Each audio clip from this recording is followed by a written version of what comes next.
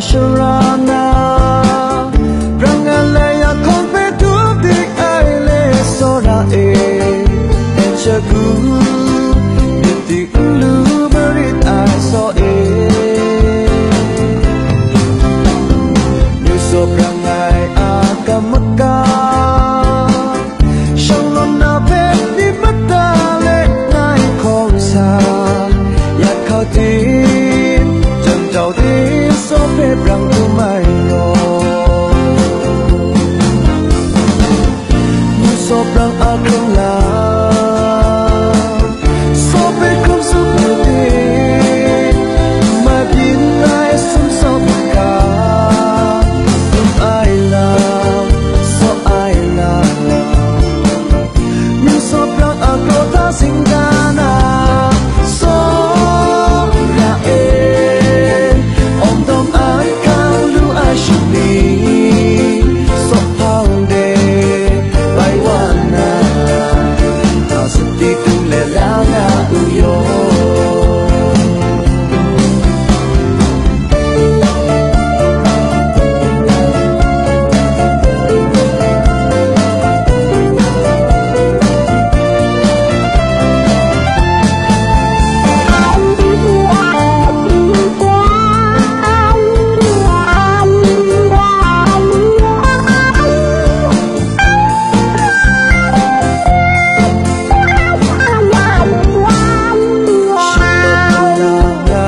Sharana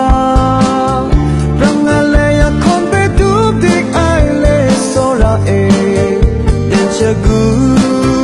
Niti Ulu Merit I saw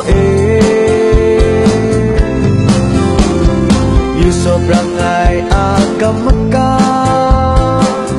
Shalona Peti Matale Ngai Kopsa Nakauti Jantau Di So Pe Prang Tumai Yo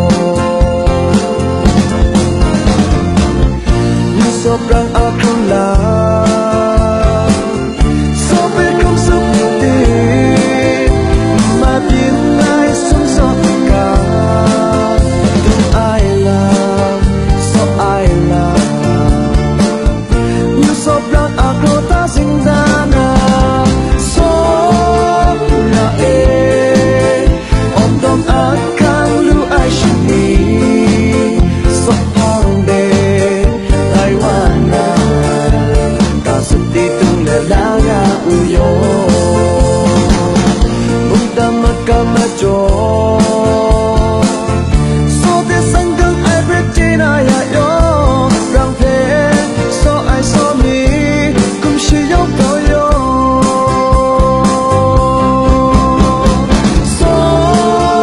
La Om Dom Ai Kang Lu Ai Shuni So Pang De